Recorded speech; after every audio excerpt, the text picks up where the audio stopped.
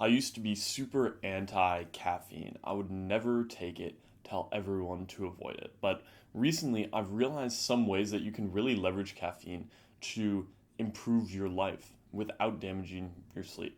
So, in this video, I'm going to show you everything that I know about caffeine, everything I've learned from years of experimenting, trying different methods and different mediums for taking caffeine, plus science-based tips to make sure you're using it as effectively as possible.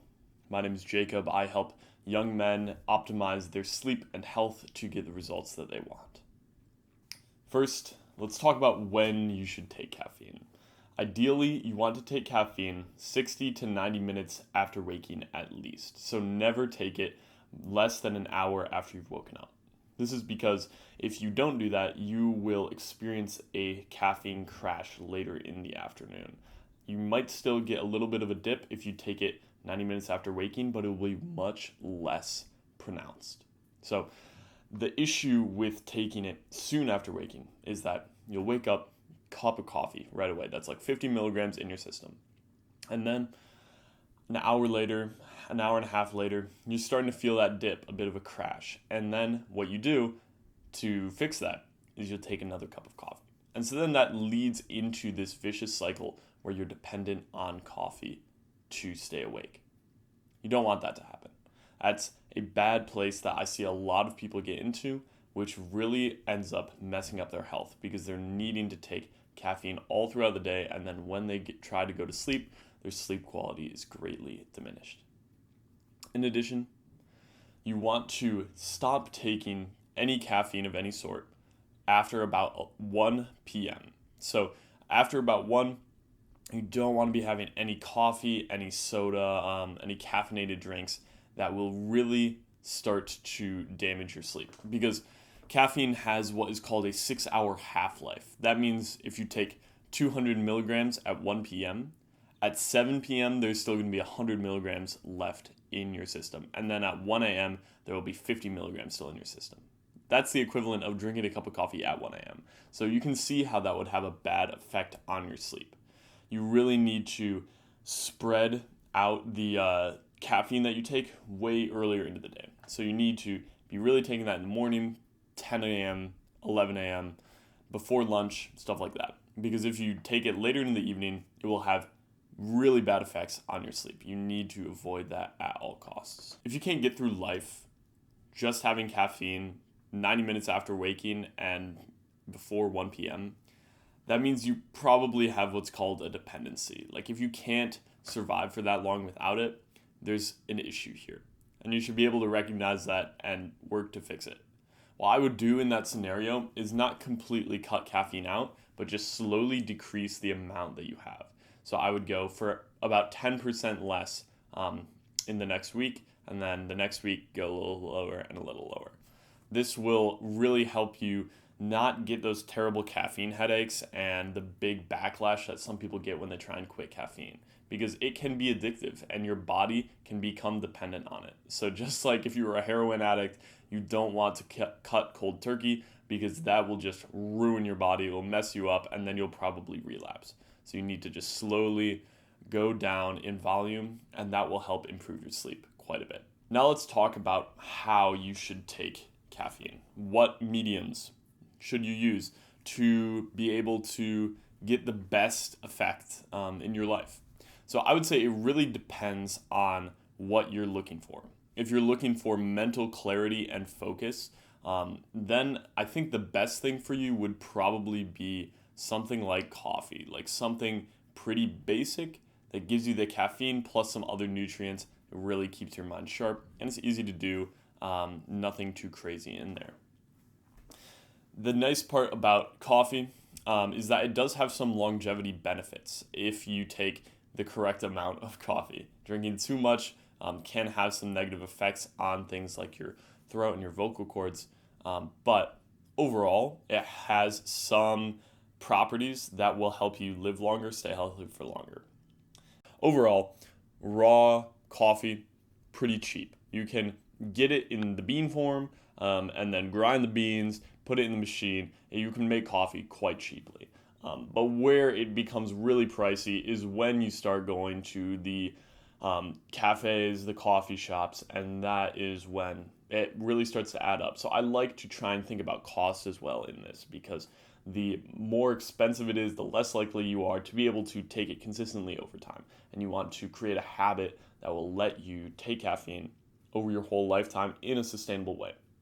Overall, I think the coffee, like coffee shop, sugary drink thing is not sustainable and will also mess up your health. So I can't, with good conscience, recommend that to anybody.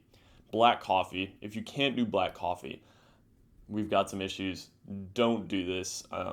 And if you have to start with like a latte, then just don't do it. At the most, do black coffee with like some milk in it, and then go down just to black coffee, ideally. Another underutilized way to take caffeine is through caffeine pills. So I use this brand called No Dose that is basically just a little pill capsule with a bunch of, I think it's 100 caffeine pills. It's a 200 milligram pill, but you can break it in half. It has a little break line, so then it's only 100 milligrams. So you can really dial in how much caffeine you want to take.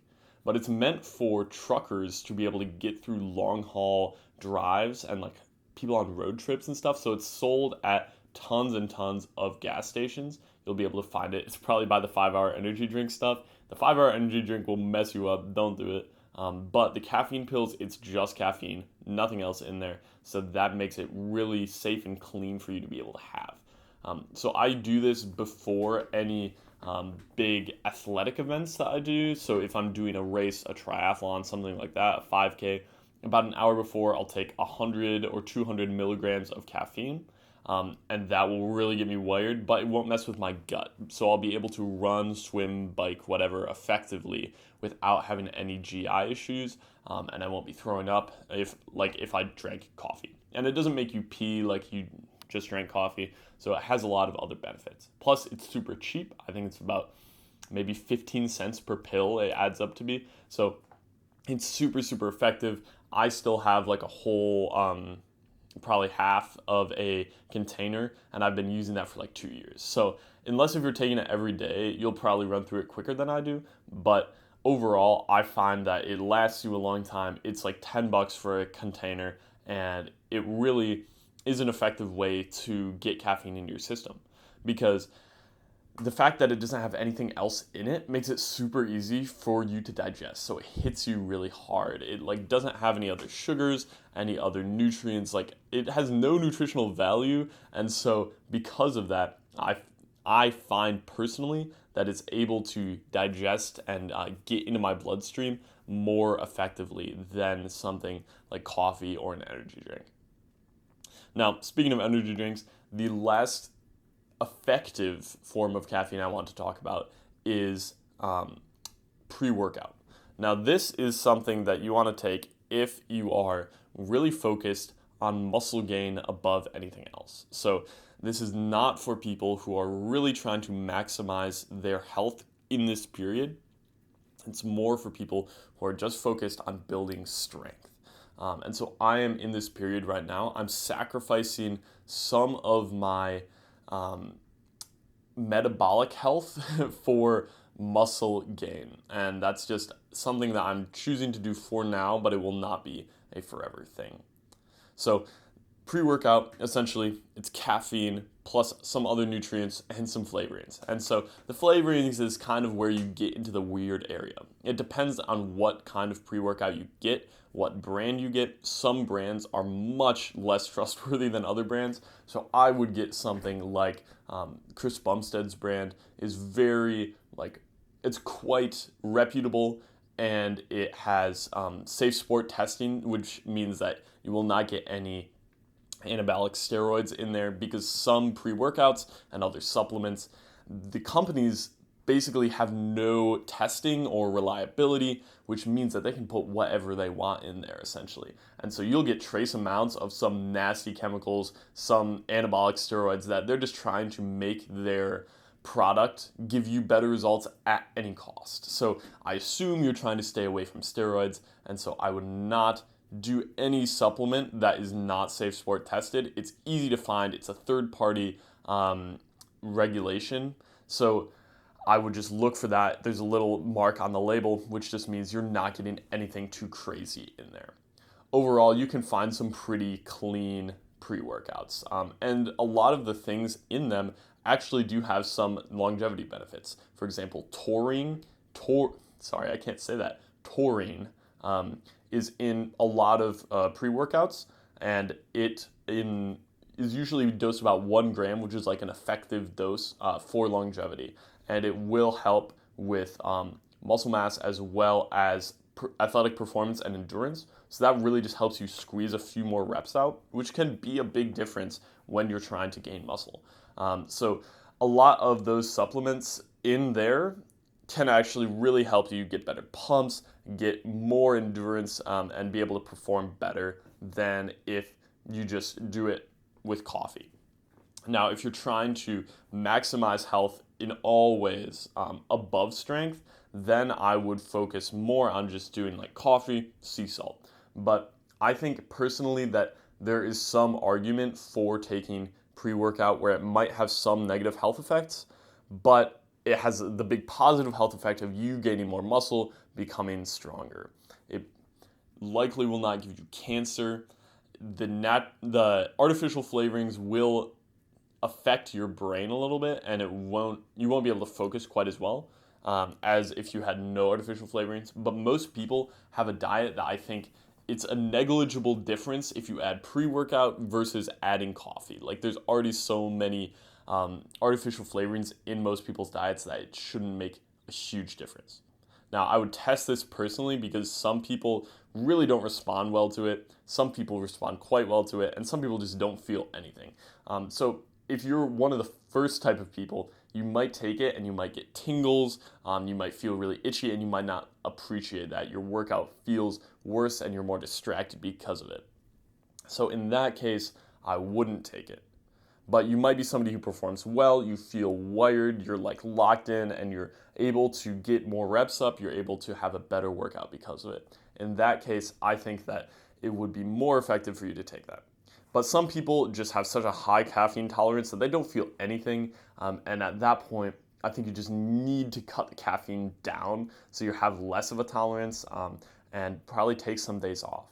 An effective way to do that is maybe have your rest day, something like that, or a couple days a week where you don't take caffeine, and then have maybe 3 or 4 days a week where you do take caffeine.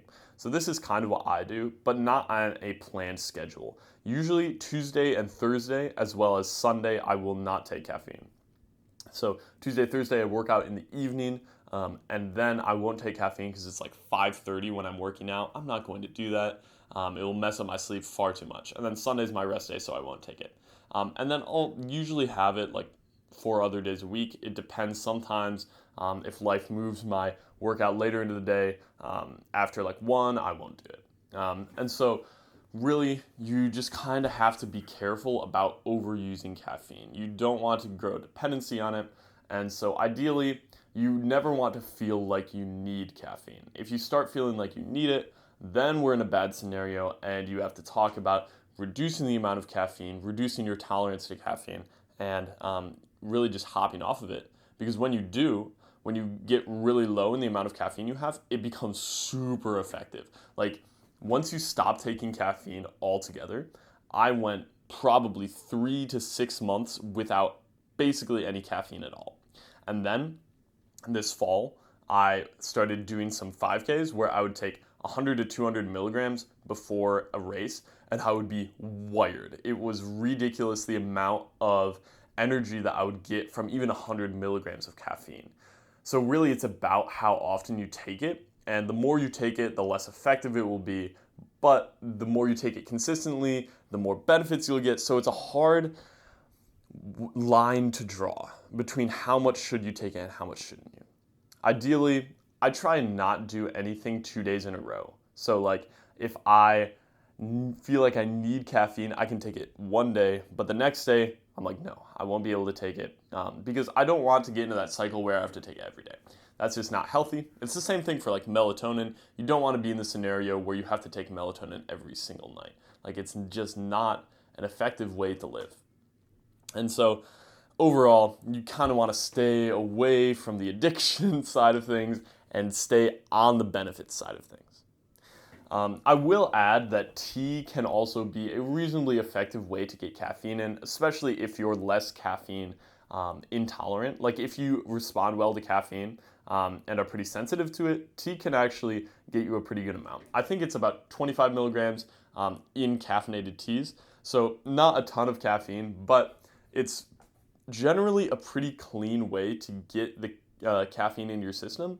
But you have to be careful about what caffeine you drink because things like mint tea have what's called endocrine disrupting effects, and that means that they block the hormone production in your body. So if you're a woman, that will decrease estrogen, increase testosterone.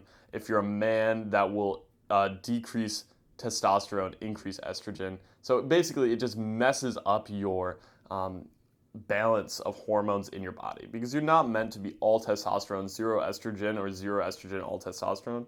I just said the same thing twice, but you're meant to have kind of a balance in there. If you're a man, generally you want more testosterone, less estrogen. If you're a woman, more estrogen, less testosterone for healthy levels. But that can kind of mess up the functioning there.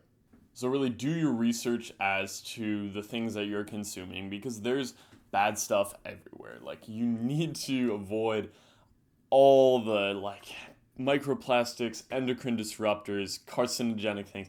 Just it's everywhere, and so you need to be careful wherever you go in some ways to like optimize your health because in the modern day there's so much that can ruin your health just everywhere. And that's just kind of a societal thing that we're having to deal with right now. We're having to reckon with that. And yeah, people like Brian Johnson really bringing attention to it. But it's bad. It's a bad scenario. And there's a lot of work that has to be done to improve it. But really, I think it starts with the individual making choices, voting with their wallet, buy the stainless steel containers, stainless steel water bottles, say we don't want plastics anymore. And the more you protest and buy what you need, what your body needs, as opposed to what everyone else buys, the more you're able to kind of improve the world, support the companies that are really actually making a difference. So yeah, make time to do some research, get to know the things that you're putting in your body, and make sure that there's nothing crazy in there because I can't cover everything in this video. I wish I could go through every single tea in the world, but it would take too long, take too much research, and it's hard to know in some of those teas if it's actually effective or not. Honestly, you can make your own tea. Dandelion tea, pretty effective. As long as there's no fertilizers on your lawn or pesticides, you can go pick dandelions, boil them, make tea. It will be like 100% natural, nothing in there. You know exactly what's going in there. So I don't think that is caffeine though, so I would not do that if you want caffeine. Let's go and talk about where you should use caffeine. By that I mean what areas of your life should you use caffeine to try and improve. And so the main two areas I think that most people use this effectively is in work and in exercise. So in work, the two main benefits are focus and memory. And so focus, when you're using caffeine, you're able to get more work done per hour than if you didn't. That's essentially how it works. Unless you take too much and then you get anxious, you're unable to focus. As long as you're taking an effective dose, you're going to be more focused, more efficient in that time. And you're able generally to focus for longer, work for longer, which can be a big benefit, honestly. Like caffeine is it's very low-hanging fruit for improving your productivity, but once you start doing it, like you can't really like ramp it up, take more caffeine, because then you'll just be unfocused. In addition, it also helps with recall, so it will improve the amount that you're able to remember. Just from your long-term and working memory, you're able to just bring stuff up more easily on caffeine than without caffeine. So this is something that I used when I was taking the SAT a couple years ago. I would take caffeine beforehand because I knew it was going to be able to help me with my pattern recognition, being able to see what was going on in the questions. And it was effective sometimes, but I think I strayed too far into the too much caffeine. So like 200 milligrams for me was it's a good amount for an athletic event for me, but not for an intellectual event. So like 100 milligrams is probably where I sit for that. Because if I take 200, I'm just like, whew, I'm losing my mind. I want to like get up and walk, but I can't because I'm in the chest. It's not a good scenario. So overall, start low and go high. I would say start with 50 milligrams, 100 milligrams, and then you can see what your effective dose is for you because everybody's different. I'm personally very sensitive to caffeine, or at least was. I'm becoming a little bit less since I've started using this more effectively. And so, yeah, just test it out for yourself. And if you find you're super, super sensitive to caffeine, that you can't sleep at night if you take it, then I would recommend just not going too crazy on it. You don't have to use caffeine. You won't die if you don't. So I wouldn't worry about it too much. Then let's talk about using it in exercise because this is also a big area. So I use this a lot. Like caffeine for exercise for me is basically the only area I use it in. And so what I do is I'll take a pre-workout. Some people will do a caffeine pill or coffee beforehand. But ideally, you want to take it about 30 minutes to an hour before your workout. I don't always do this. I usually drink it, then do my warm-up, then start the workout. So it's less than that. So it really starts to hit like kind of in the first 2 or 3 exercises in the workout. But yeah, it takes about 30 minutes to an hour for that caffeine to be at its peak. And so before any athletic event like a 5K or a triathlon, I'll take it an hour before the start time because I want it to be peaking right at the beginning, so I'm at max capacity. But yeah, I think most effective for workouts in terms of like resistance training is probably pre-workout. But for something more like cardio, if you're going to do like a really hard interval workout, I would do a caffeine pill because pre-workout or coffee in your stomach can really mess you up. You'll be throwing it up. It's just not fun. I never want to be distracted by my stomach during a competition, and so I'll always just take a caffeine pill because I know that works fine for me. But overall, it can actually have big improvements in terms of the intensity of your workout as well as the quality of your workout. You're more focused during the workout and able to just be locked in on the weight as opposed to thinking about other things. And so ideally, I'll take that 30 minutes before the workout, and it just gives me a great workout. It gives me a great pump. I feel awesome.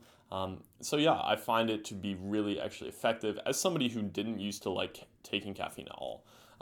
So I will only ever do really half a scoop of pre-workout, which is half the recommended dose. For some reason, they recommend 200 milligrams as the base dose. Like that's just crazy to me. I took like a full scoop one time, and it was insane. I was itching everywhere. My ears were like pounding. I would do reps, and like the pressure in my head was insane. So personally, do not recommend taking a full scoop. I would definitely start with half a scoop. Sometimes I'll literally take a quarter scoop.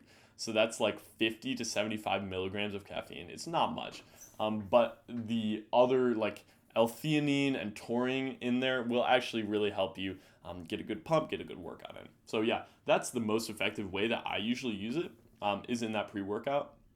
And then a little bit after that, I'll kind of ride the waves of that caffeine, do some work, and catch it on the back end. I'll get some benefits from that. When it's down like 3 hours later, it will be probably more like 75 milligrams of caffeine still in my system, and I'll be able to have a pretty focused work session.